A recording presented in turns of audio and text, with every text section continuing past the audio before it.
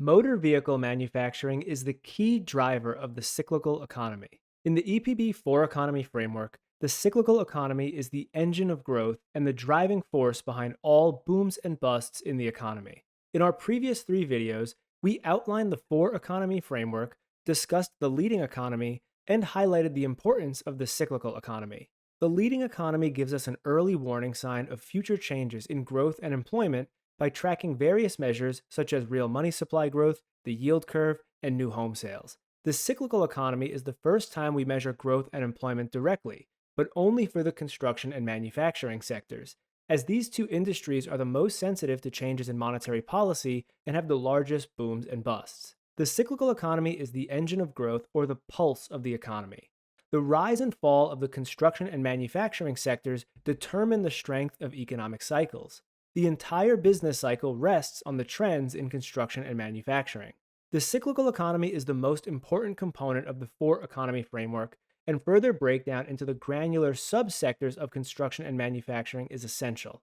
In this video, we'll dive into the manufacturing sector and uncover what narrow subsectors are the biggest drivers of the booms and busts within overall manufacturing, and thus the overall economy. The manufacturing sector has been shrinking in absolute terms and as a percentage of the overall US economy. However, despite that shrinking size, the swings in the manufacturing sector are so large that it is still a primary driver of the booms and busts in the overall economy. This chart is one of many coincident indexes that we create and track at EPB Research.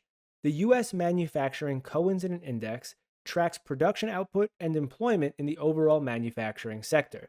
From early 2000 to 2003, the US Manufacturing Coincident Index declined about 12%. From 2008 to 2009, the US Manufacturing Coincident Index declined 18%. The coincident index for the aggregate US economy declines roughly 2% in an average recession and 4 to 6% in a very deep recession. The manufacturing coincident index can swing nearly 20%.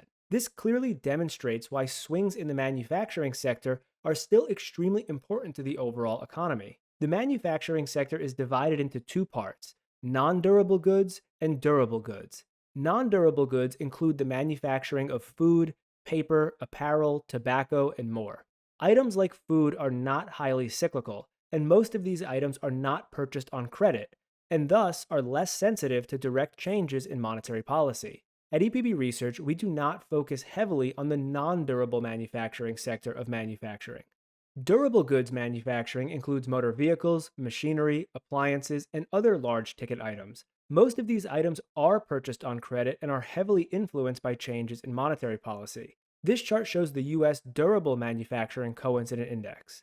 The big swings in the overall manufacturing sector are driven by durable goods rather than non-durable goods. The US Durable Manufacturing Coincident Index declined 15% in the 2001 recession and more than 20% in the 2008 recession. There was a mini dip in the 2016 period, with the index declining 2%, and again in 2019 before the pandemic, declining another 2%.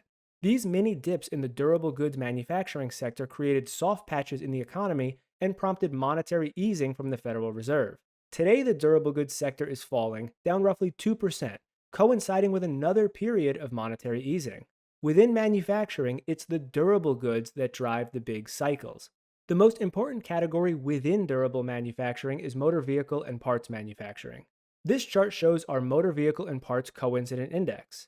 In the 2001 recession, the total manufacturing index fell 12%. The durable manufacturing index dropped 15%, and the motor vehicle manufacturing index fell nearly 15%. In the 2008 recession, the total manufacturing index fell 18%. The durables index fell more than 20%, and the motor vehicle index plunged over 40%. This chart shows the relative performance between the motor vehicle index and the durable goods index. In other words, it shows whether the motor vehicle industry is dragging manufacturing up or pushing manufacturing lower. From 2021 through 2024, the relative performance of the motor vehicle manufacturing index was rising, indicating that manufacturing had a tailwind from the vehicles industry. Now motor vehicles are pulling manufacturing lower, a big shift in the business cycle. The most important part of our four economy framework is the cyclical economy, which is comprised of construction and manufacturing. Within manufacturing, durable goods is the real swing factor, and motor vehicles is the most important narrow sector. At EPB Research, we create and track many composite indicators for each of the four economies, as well as dozens of sectors like durable manufacturing and subsectors like motor vehicle manufacturing. This chart shows a graph of all the durable manufacturing subsectors and the trailing growth rates for each index sorted from left to right. This chart highlights that of all the durable manufacturing subsectors, motor vehicle and parts manufacturing is performing the worst, a key signal that the overall manufacturing sector has a drag from the most important industry. This post was about diving into the details of the manufacturing sector. In the next post, we'll cover the most important part of the construction sector, residential construction. After that, we'll move on to the aggregate economy, which is the third step in our four economy framework. If you're interested in these indexes, as well as a structured and repeatable process for tracking the business cycle, click the link in the description box below to visit epbresearch.com and learn more about our business cycle research services for investors and corporate management teams. And be sure to subscribe to this YouTube channel so you don't miss the next video. Thank you for watching, and I will see you in the next video.